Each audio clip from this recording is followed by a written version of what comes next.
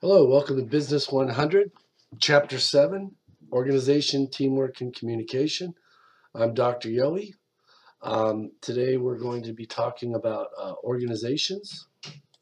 First thing you always want to concentrate on are the learning objectives. Learning Objective 7-1 is explain the importance of organizational culture. Number 2, we're going to define organizational structure and relate how organizational structures develop. 7.3, describe how specialization and departmentalization help an organization achieve its goals. 7-4, determine how organizations assign responsibility for tasks and delegate authority. 7-5, compare and contrast some common forms of organizational structure. We're going to distinguish between groups and teams and identify the types of groups that exist in organizations. And we're going to describe how communication occurs in organizations. So we'll try and get to all those. Now, organizational cultures, which we're starting with, refers to a firm's shared values, beliefs, traditions, philosophies, rules, and role models for behavior. Also can be referred to as a corporate culture. An organizational culture exists in every organization regardless of size, type, product, or profit objective. In a sense, the organization's culture provides a detailed map for employees and outsiders as to how the organization functions. 1. The firm's culture may be expressed formally through codes of conduct. That's the second one I've got listed here. It may be expressed informally through dress codes, work habits, extracurricular activities, and stories.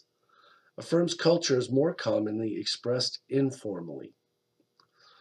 When values and philosophies are shared by all members of an organization, they will be expressed in its relationship with shareholders.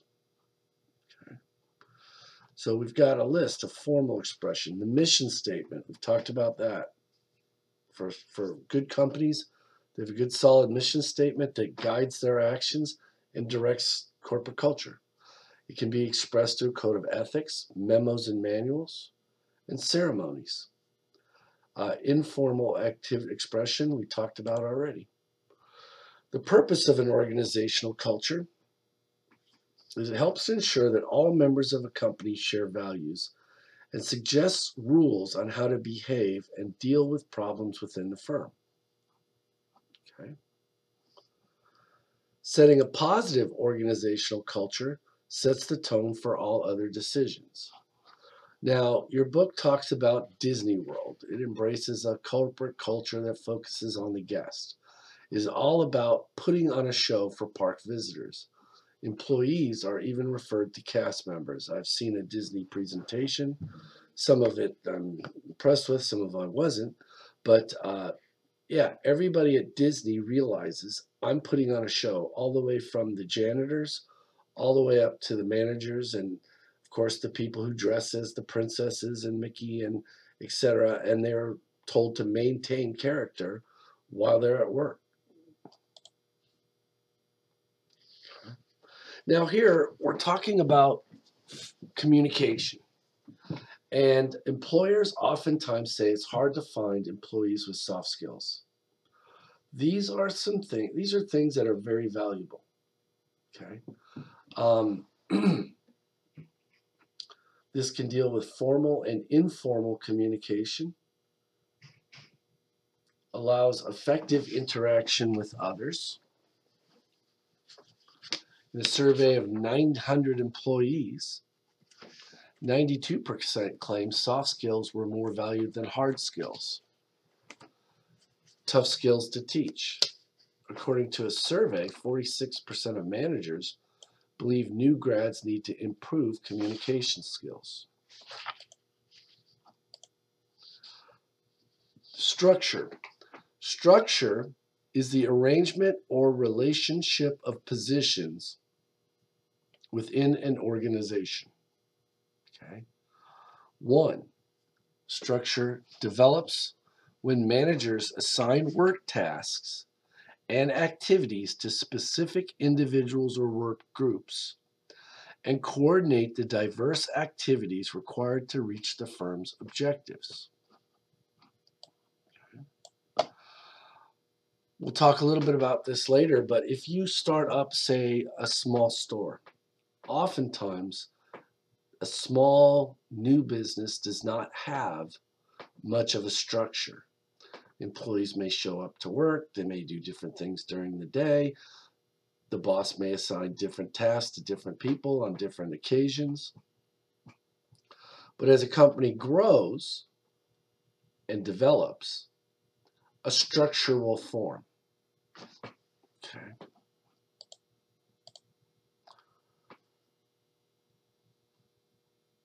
Developing an organizational structure, one way to do that is through an organizational chart.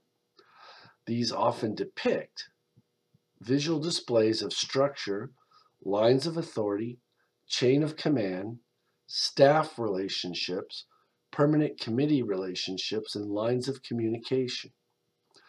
These are important because things can get confusing, lost. The importance of information can be lost if we give it to the wrong person. Okay?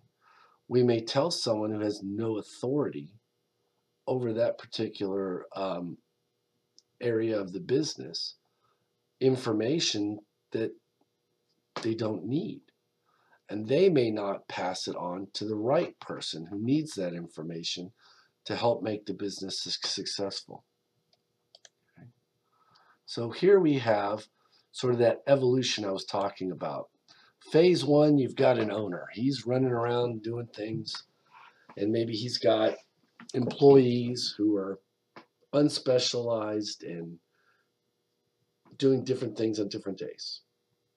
Phase two, for a small clothing store, we may have an owner and then have sales purchase personnel and a merchandise buyer. Okay, so he's delegating some authority down and responsibilities. People who are in sales, and the merchandise buyer, that's what he does all day. Phase three, as that business grows and develops, the owner may break it up. He may have a sales manager who manages the sales personnel. He's delegated that authority to the sales manager. An accountant who deals with the books, keeping track of money coming in and money coming out so that the company can pay their bills. That accountant, having been delegated with that authority, may have a data processing analysis under them. And then we've got a merchandise buyer. So you can see here, as this business develops, we specialize here and then delegate authority over those specialized personnel. The book has a really good section on this. You're supposed to be reading the book. If you're not, you're in trouble. But please read that section in case you didn't pay attention or you missed it. Now, specialization, that was that first step. Reasons to specialize, efficiency. Remember, we said that the purpose of management was to use resources within the firm effectively and efficiently. Okay? By engaging in specialization, it's not listed here, we put people who have unique skills into positions that take advantage of those skills. Okay? Maybe this store has 4 or 5 employees. Okay? One guy may be a big guy who's strong. He's selling, he's loading merchandise, he's dealing in the warehouse, he's out there dealing with suppliers. And we may have someone who has expertise in clothing, who's bought and sold clothing before for someone, or who has a unique ability to haggle or get good deals. So we want to put those people into the jobs that they're best suited for. So the big guy might handle the warehouse and loading and unloading. Okay. He's strong. He can load more boxes per hour. That's the guy we want handling the warehouse and unloading and loading boxes. The person who's a good haggler, we may want them being the buyer. Say, hey, you just focus on buying merchandise. Okay. And we put people with the right skill set into jobs that they're good at, that also promotes efficiency. Workers do not waste time shifting from one job to another. I've been in stores where they don't seem to specialize, and you might see a person stocking store shelves, and someone goes up to the register and they have to stop stocking the store shelves, find out there's somebody at the register, and then run up front. Okay. If we have some people who stock the shelves and some people who man the counters, like you do in a developed retail establishment, something like a grocery store, then you don't waste that time. Ease of training. It's easier to train someone to do one narrow focused job than to do 5 or 6 jobs where they might not be good at all of them.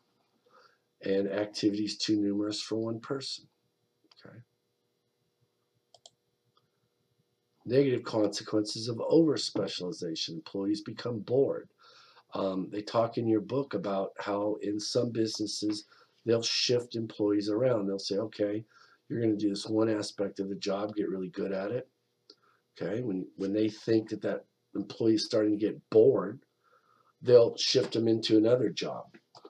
That can cause job dissatisfaction if you're bored with your job.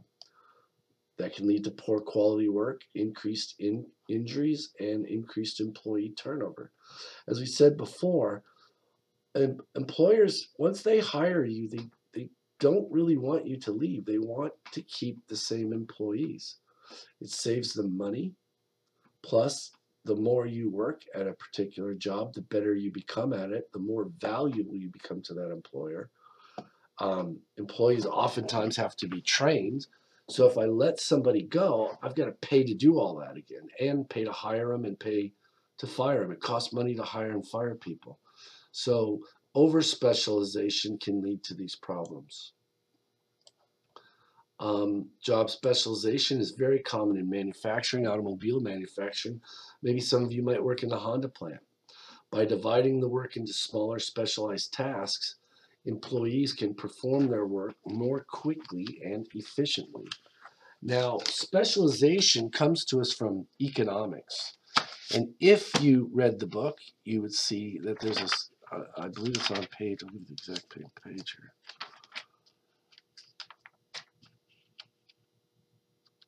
Page 130. This is a very famous passage from economics in a book by an economist named Adam Smith. He was considered by many to be a founder of economics. Okay, when he discussed specialization, he used the manufacturing of straight pins. And he said, as an example, individually, workers could produce 20 pins in a day when each employee produced complete pins. So starting from the raw materials when they come into the plant, if you take and start putting the pin head, making the pin head, putting it on the pin, sharpening the tip, straightening the wire, all these other steps, and you follow them all the way through. He said a worker could only make about 20 pins per day. We think he might have been exaggerating the numbers, but the point still comes across. Thus, 10 employees working independently of each other could produce 200 pins in a day. However, when one worker drew the wire, another straightened it, a third cut it, and a fourth ground the point, 10 workers could produce 48,000 pins in a day. To save money and achieve the benefits of specialization, some companies outsource and hire temporary workers to provide key skills. In some factories in Asia, workers are cramped together and overworked. 14 global vehicle manufacturers pledged to increase their oversight of the factories in their supply chain to ensure human rights and healthy working conditions. Okay.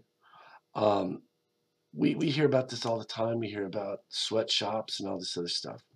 Okay. It's very difficult for these companies to do that because they may have supply chains where they've got things outsourced to many different countries with many different labor practices. Okay. So we might say, well, maybe is a good thing for these businesses to at least attempt or try or do their best to oversee these working conditions, because that could, those overworking conditions, those overcrowding conditions, etc., could be leading to employee turnover, employee burnout, and poor quality. Okay. As we said, to avoid some of that burnout, other things employers will do is allow job rotation so that employees do not become dissatisfied and leave. Although some degree of specialization is required for necessity, because of differences in skills, abilities, and interests, all people are not equally suited for all jobs. Okay, and we talked about that. Now, the next thing we're going to talk about is departmentalization. Departments, units, groups, or divisions. Okay, departmentalization is the grouping of jobs into working units, usually called departments, units, groups, or divisions.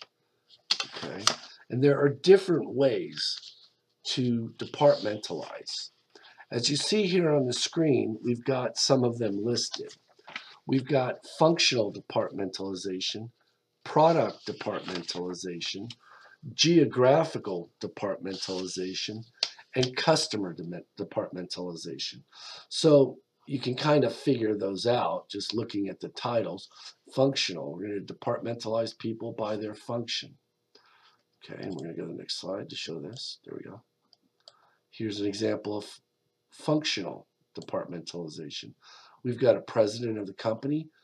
Underneath him, he has a production department, a marketing department, might be headed by a director of marketing, maybe, if this company's large enough, production department, finance department, distribution department, and a research and development department. So here, we are grouping jobs that perform similar functional activities such as finance, manufacturing, etc. The advantages include supervision by experts and easier supervision of employees. This production head might have worked on the plant and have technical skills related to the plant. He might be able to walk through the plant, see someone operating machinery and say, there's a better way to operate that machinery, or you're doing it the wrong way. You're not following company procedure. Okay. The biggest disadvantage is that decision-making involving more than one department may be slow. So if we have some sort of a problem with marketing with the product, and we need to get how that product is manufactured, quality standards changed, there may be problems, and it may take more time to get that done when we have these different functions departmentalized. The form of departmentalization is common in small organizations. Okay. The next thing we have is product departmentalization. Here we have a grouping of jobs around the firm's project. So this appears to be some sort of an electronics company. They have a stereo division, consumer electronics division, consumer telecommunications equipment division, industrial telecommunications equipment division. Each division develops and implements its own product plans, monitors the results, and takes corrective actions as necessary. Your book points out that Campbell Soup uses product departmentalization, but also engages in geographic departmentalization in various regions. So they use a combination of these. Some advantages are the coordination of all activities related to the product and the simplification of the decision-making process. If a change needs to be made in stereos, it's a straight line down. We don't have to worry about coordinating with other departments, okay, and that can streamline that process. The disadvantages include duplication of specialized functions and emphasizing one product rather than overall organizational objectives. So the stereo department might be doing what's good for the stereo department, and that might have an effect on these other departments that the stereo equipment division doesn't care about. Okay.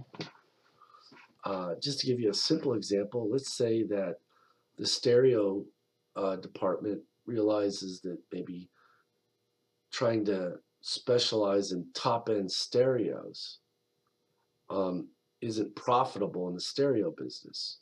So they say, well, we're going to lower our quality, or at least not engage in as much product development, and sell our stereos at lower prices to more people.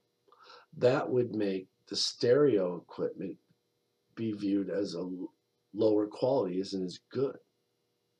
Okay. In the stereo equipment division, that might be the best move.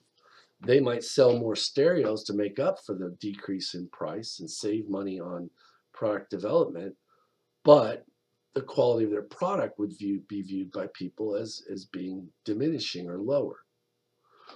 That could have effects in computer electronics, consumer telecommunications, because the stereo equipment isn't as good. It's more made for the masses than high-end.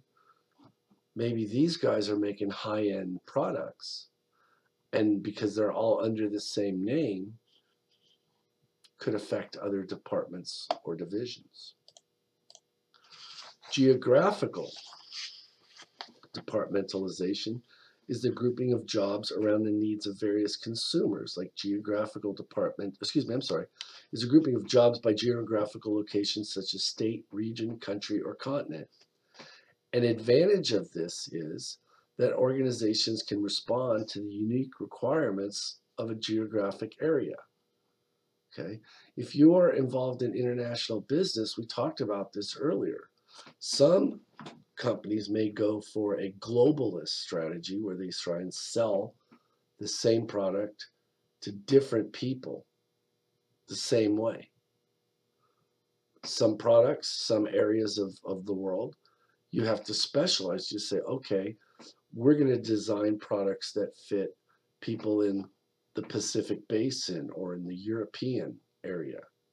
That might be different from what people want in Latin America, or we may have to market them differently. We've all seen these things on TV where some company is advertising their product and a word that doesn't have any negative connotations in English gets translated or mistranslated into, say, another language, and it has a negative connotation, or might even in fact mean something disgusting, right? People don't want that product. I want something that, it's gross, right? So those are areas where geographical departmentalization can be an advantage. Now, grouping by location can require a large administrative staff and control system up here in the president's function. To coordinate operations, and tasks are duplicated among the different regions. Consumer departmentalization is the grouping of jobs around the needs of various consumers, like geographical departmentalization. Customer departmentalization does not focus on the organization as a whole, but requires a large staff to coordinate the operations of the various groups. So this particular business has a consumer foods and an industrial foods organization. This type of organization, or excuse me, departments, requires a large administrative staff to control the operations of these two and coordinate them towards the interest of the business as a whole. Okay. Let's take a break, do a short quiz, we'll come back. All right, welcome back from the quiz. Now we're going to talk about assigning responsibilities. Okay. The first thing is delegation of authority. This is giving employees not only tasks, but also power to take actions necessary to carry out tasks. As businesses grow, so do the number and complexity of decisions that must be made. No one manager can handle them all. Delegation of authority frees the manager to concentrate on larger issues. If you remember from past lectures, we talked about the 5 features of management, right? And we said that upper management focused on certain functions, middle managers, and frontline managers. Okay. We want people who are best suited to making strategic decisions up near the top, and people who are best at directing and controlling, making the frontline decisions. Okay, you could imagine the CEO of Procter and Gamble. One, he physically couldn't manage everything that they have, but you couldn't imagine him walking in a plant and saying, "Oh, you're operating that boxing machine wrong." Okay, so we delegate authority to other managers. The CEO does, who are better suited to making those types of management decisions and actions rather than others. Delegation of authority. There's responsibility and accountability. The responsibility is the obligation to perform, excuse me, to perform assigned tasks. Accountability means that subordinates who accept an assignment and the authority to carry it out are answerable to superior for the outcome of the task. The process of delegation establishes a pattern of relationships and accountability between superior and subordinates. However, the act of delegating authority to a subordinate does not relieve the superior of accountability for the delegated job. Okay. One thing we give sort of a scenario here. Let's say you're in charge of a plant and a machine is being operated improperly and breaks. And you've got a line manager whose job is to watch that. You've delegated the authority to the line manager to make sure the employees are operating the machinery properly. Okay? If that machine breaks, the superior manager can't say, it's his fault. No. He's responsible to you for operating that machinery properly, but you're responsible to, say, the regional manager for making sure that the machinery is operated properly and doesn't break. That's why you want to have good managers who you can trust. The book, I don't think, mentions trust enough. Okay. Appointing a manager means nothing. I mean, I could pick a guy's name out of the phone book and say, here, this is your job. You're managing something. But what's important is, and why you hire the person, is because you trust that person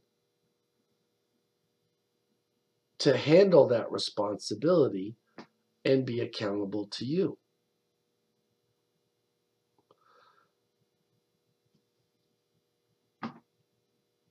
You could hire someone and they don't do a good job, okay, that doesn't relieve you of the responsibility or the accountability, even though you've delegated that authority to them. Because it's your job to not just hire managers, but to hire good managers. And good managers are people who know their jobs, who are hardworking, dedicated to the firm, and that you can trust.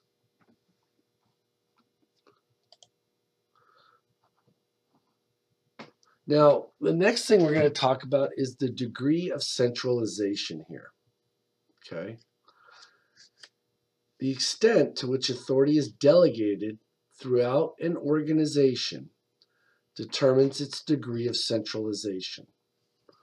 In a centralized organization, the first type here, authority is concentrated at the top level, and very little decision-making authority is delegated to lower levels. Organizations tend to be more centralized when the decisions to be made are risky and low-level managers are not highly skilled in decision-making. So that's what type of firm would use this type of structure or organization, centralized organization. Over-centralization can cause problems in part because it may take longer for the organization as a whole to implement decisions and respond to changes and problems on a regional scale. Decentralized organizations or a decentralized organization is one in which authority is delegated as far down the chain of command as possible.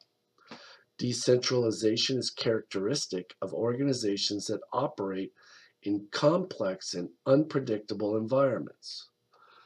Say a stock brokerage. The stock brokerage may set certain rules and guidelines on what their brokers can do. But in a market that's changing like that, we can't get information up to the top and orders back to the bottom in a quick enough time frame to take advantage of certain market fluctuations. So oftentimes you may have a decentralized situation where those decisions are made as close to the broker level as possible. Lower level managers who interact with the external environment often develop a good understanding of it and are able to react quickly to changes. The delegation of authority to lower levels of managers may increase productivity. Decentralization requires that low-level managers have strong decision-making skills.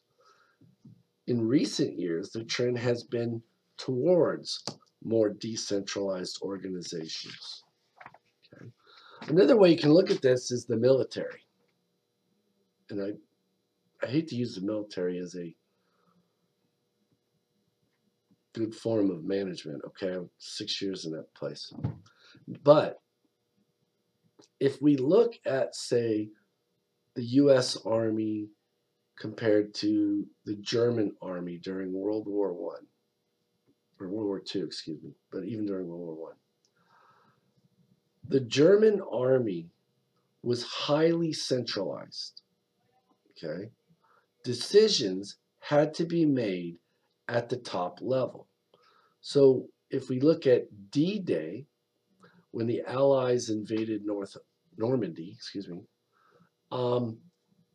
word had to get all the way back to Berlin in order for troops on the interior of France that had the armor to get going. Local or regional commanders didn't have the authority, wasn't delegated to them, to authorize sending those tanks to the beach. The American Army, on the other hand, was more decentralized.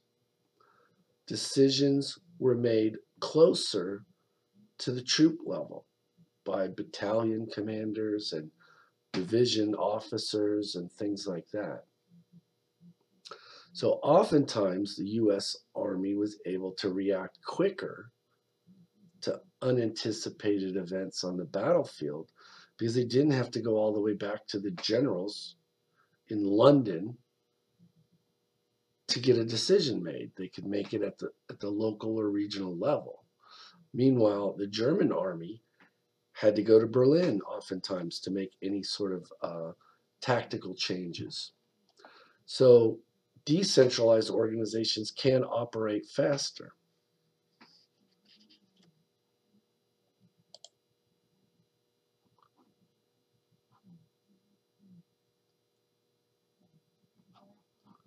Here's a little story about some bakeries. These guys were born in Vietnam. One of them learned English. Today they manufacture dessert products with modern technology. Okay, we're not concerned with that. Okay, span of management. Here, the span of management. There's no simple guideline here as to how many subordinate managers should manage.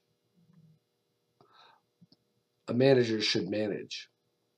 How many subordinate managers should manage? But experts suggest top managers should not directly supervise more than 4 to 8 people. Okay. Lower level managers who supervise routine tasks can manage a larger number of subordinates. Okay. The span of management refers to the number of subordinates who report to a particular manager. A wide span of management exists when a manager directly supervises a large number of employees. A narrow span of management exists when a manager directly supervises only a few subordinates. Okay, that narrow span of management exists more often in centralized companies. The wide span of management operates more in decentralized organizations. A narrow span is appropriate when superiors and subordinates are not close together. The manager has many other responsibilities, frequent interaction is needed, and problems are common. A wide span is appropriate when superiors and subordinates are close together. The manager has few other responsibilities. A low level of interaction is needed. Few problems arise. Subordinates are competent, and operating procedures are in existence. Organizational layers. There are different layers of management in an organization. Okay, a company with many, excuse me, I can hardly even talk. Complements concept of span of management. Companies with many layers of managers are considered tall, and the span of management is narrow. Organizations with few layers are flat, and the span of management is wide. Many firms that have decentralized also flatten their structures and widen their span of management. So oftentimes we'll have tall, narrow firms, those are more centralized. Decentralized firms will be flatter, flatter, yes, but wider when we look at their organizational structures, say drawn on a chart. Okay. Managers must consider how to structure authority relationships, structure of organization, and we have organizational charts. We talked about that. Here's something a little different. Common structures we haven't talked about. Line structure and a line and staff structure, multi-divisional structures, and a matrix structure. A line structure, direct lines of authority from top manager to lowest level. Has a clear chain of command which enables managers to make decisions quickly. Requires that managers possess a wide range of knowledge and skill. Your line structure is going to be most common in a small business where you have an owner or a general manager who has worked in, say, fast food or worked in retail. They've stocked store shelves, they marketed the products, they've sold them, they've managed a department, they've managed a store. Those types of things might have a direct line structure. Okay. If you work for, say, McDonald's, right? You're the bottom guy in the totem pole. You might report to a shift supervisor. So all of the workers, people making burgers, getting drinks, operating registers, report to a shift manager or shift leader. You might have one or two shift leaders, maybe one in the back, one in the front. They report directly to the shift leader, or the shift manager, excuse me, who reports to the store manager, who reports directly to the general manager. Okay. Here's a convenience store: owner, manager, assistant manager, and hourly employees. Straight line, no branches. A line and staff structure is more common once you get out of a very small business. Traditional line relationship between superiors and subordinates, and also staff managers. Line managers focus on area of expertise and operation of business. Staff managers provide advice and support on specialized matters. Here, you may experience problems with overstaffing and ambiguous lines of communications. Employees may become frustrated with a lack of authority, especially if they're in the line. So you can see here, we've got a plant manager. These three groups report directly to him, the plant manager. Human resources has input and advises the production manager. Engineering advises and instructs the production manager, but he's the one making the decisions regarding the supervisors and the employees. They're not responsible to him or her. They're responsible strictly to the production manager. Human resources may get upset because they advise the production manager to hire someone or to implement some benefit program to help with worker retention, and he may say no. Multi-divisional structure organizes departments into larger groups called divisions. Occurs as organizations grow larger and restructure. Divisions can be formed on the same basis as department: customer, product, or geography. Delegation of authority and divisionalized work makes for better decisions made faster, more innovative, inevitably creates work duplication, and that's the problem with this. Okay. Another type of organizational structure is a matrix structure, often called a product management structure. Sets up teams from different departments by creating two or more intersecting lines of authority, also called a project management structure. Employees are responsible to two managers. Matrix structures are usually temporary. Team members go back to their functional or line departments after a product is finished. Okay. Benefits: provides flexibility, enhanced cooperation and creativity, quick responses to changes in the environment. Drawbacks: generally expensive and quite complex, and employees may be confused as to whose authority has priority. Here we've got general manager, functional managers, and then we have general project managers. And you can see that employees here are reporting to two managers, etc. Okay.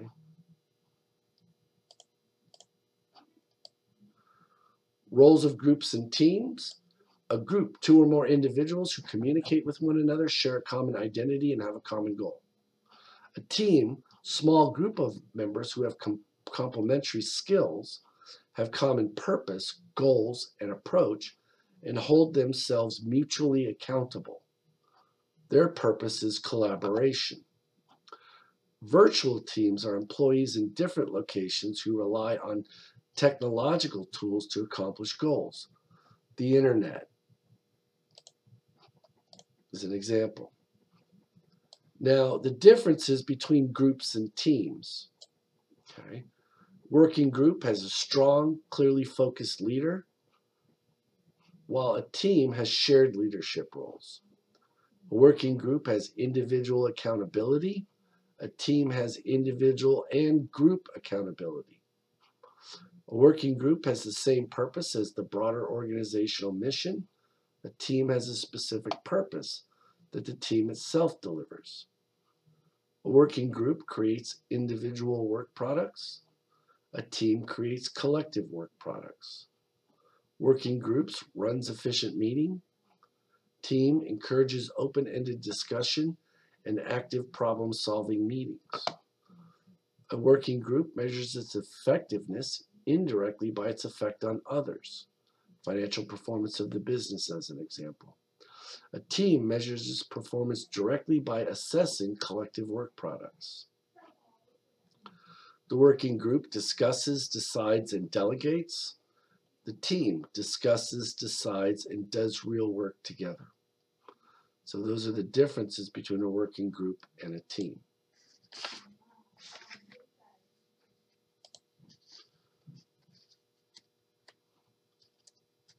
Roles of groups and teams in organizations. First thing we have are committees. These are permanent, formal group.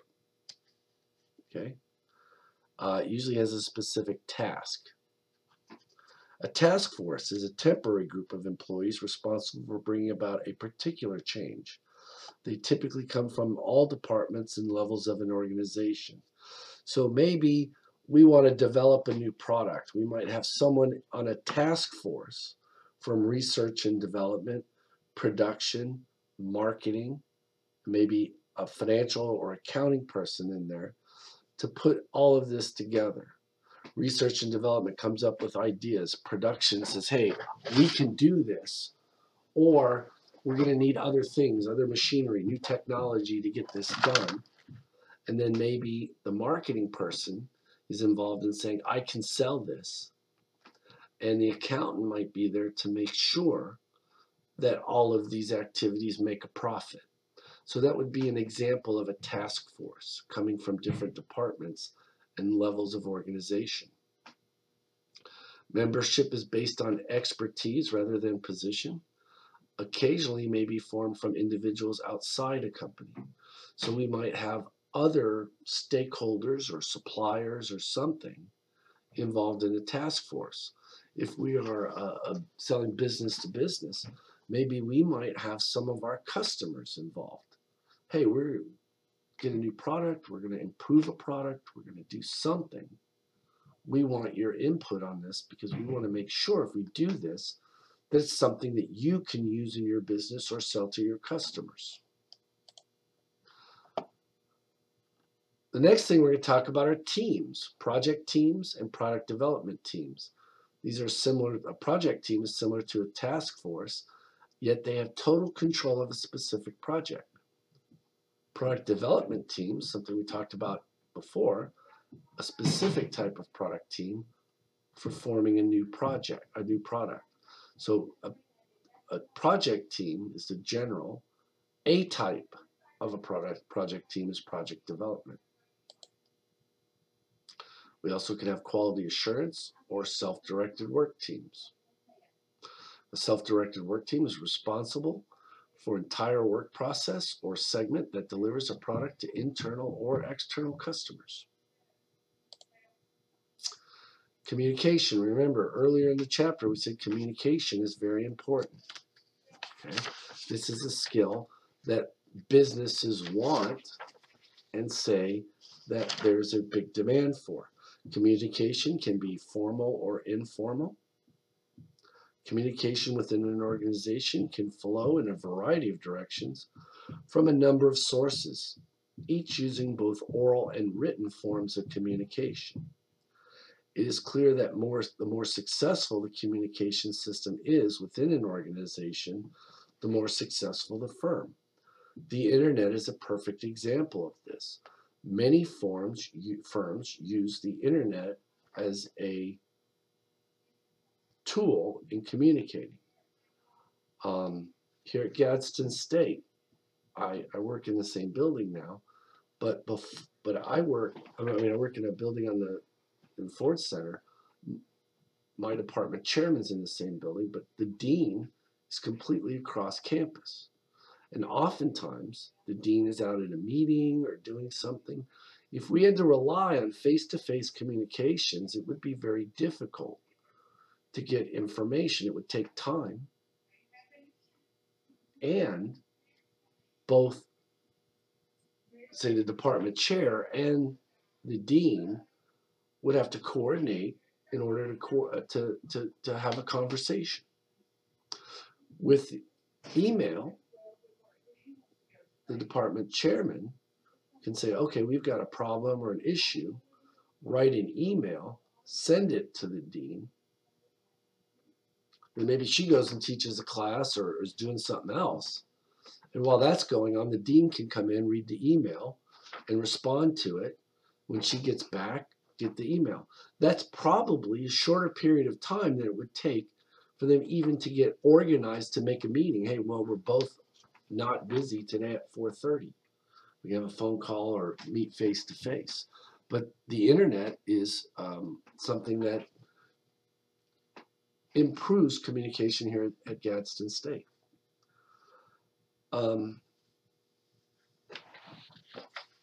Formal communication. Formal channels defined by an organization. They represent the flow of communication within the formal organizational structure as shown on organizational charts. Okay, something like this. Informal communication channels. Friendships and other non-work social relationships comprise the informal organization of a firm, and their impact can be great. The grapevine is a word for informal communication. Managers can utilize the grapevine as a sounding device. A lot of this is very important in Silicon Valley. We get what we call networking effects by all these tech firms operating and having their businesses in Silicon Valley. A lot of computer engineers know other computer engineers in other companies, and they meet in social greetings. They know each other as friends. They go to the same coffee shop or whatever, and they can meet each other and soundboards, use each other as a sounding device. We have a problem. We're thinking of implementing it this way. Well, I had the same problem. I did it very similar to that, but I did something else. So that's an example of informal communications. These are oftentimes not defined by the organization. If we go back here, if you're a manager and you have a piece of information, and instead of going to the vice president, instead you go straight to the CEO, that's generally not allowed and not acceptable under formal communications. Meanwhile, if you happen to see him at a party, you might informally share this information with him or her. Monitoring communications. Technological advances have created problems with employees misusing their time and electronic devices at work. Many companies find it necessary to monitor employees' computer usage while they're working. You must balance respect for privacy with the need to maintain productivity. I worked for a bank. One of the things our bank did was they would not allow computers to be used to access certain things on the internet.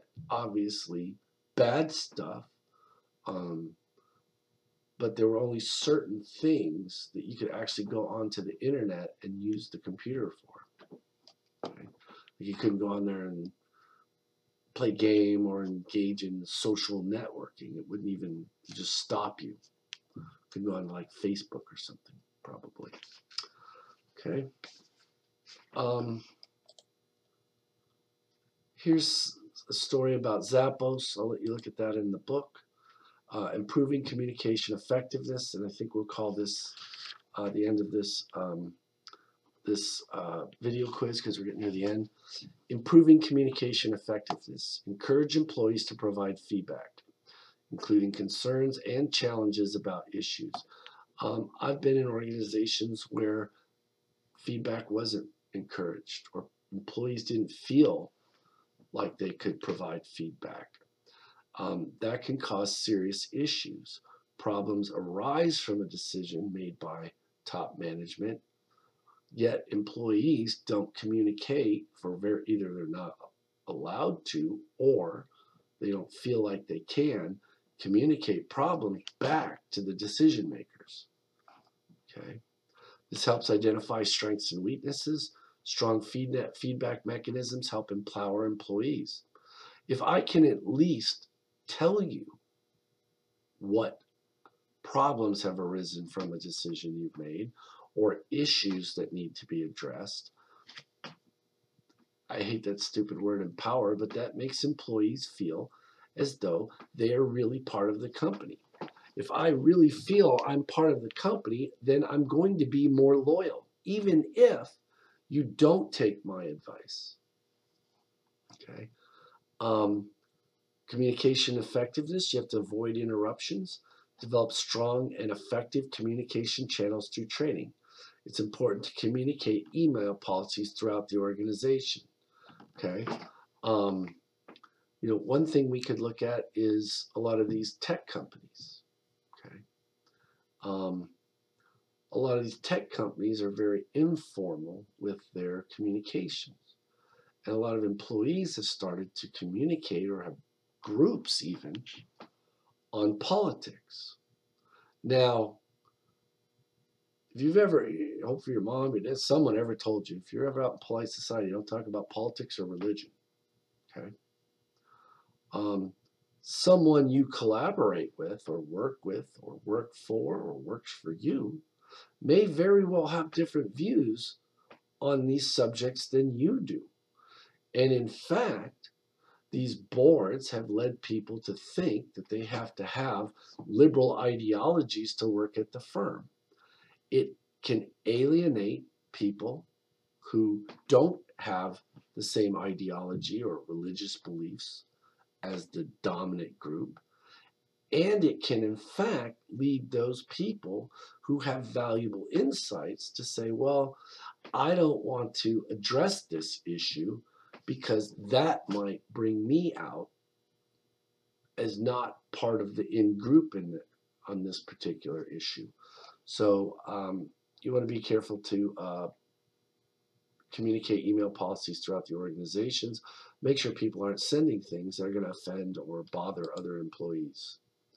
All right, that's the end. Thank you very much. Enjoy the quiz.